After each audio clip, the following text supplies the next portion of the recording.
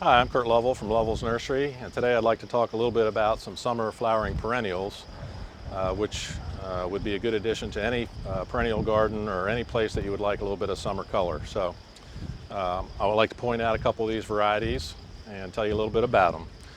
Coreopsis is a very nice low-growing perennial with a long bloom period.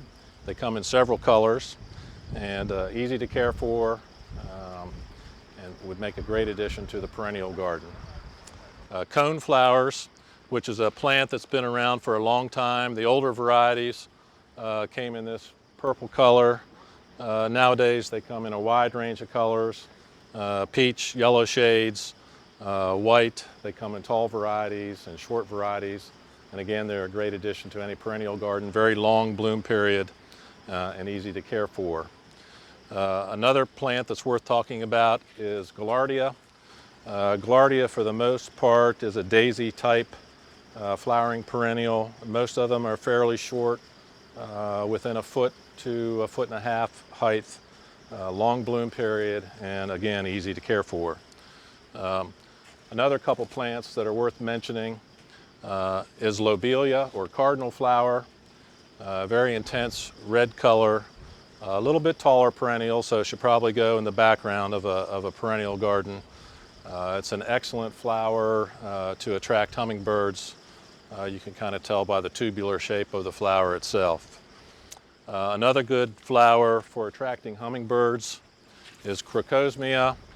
Crocosmia, again, is another taller perennial, which is good for the background in a perennial garden.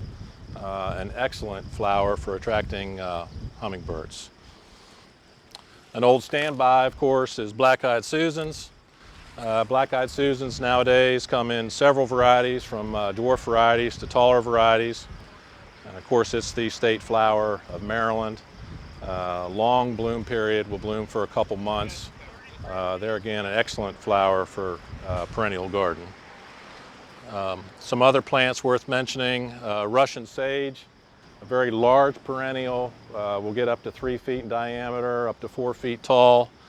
Very long bloom period, a great background perennial, especially where you have room to grow it. Another perennial, which has been around for a long time, which is a good addition to the perennial garden, is garden phlox, or tall phlox it's often called.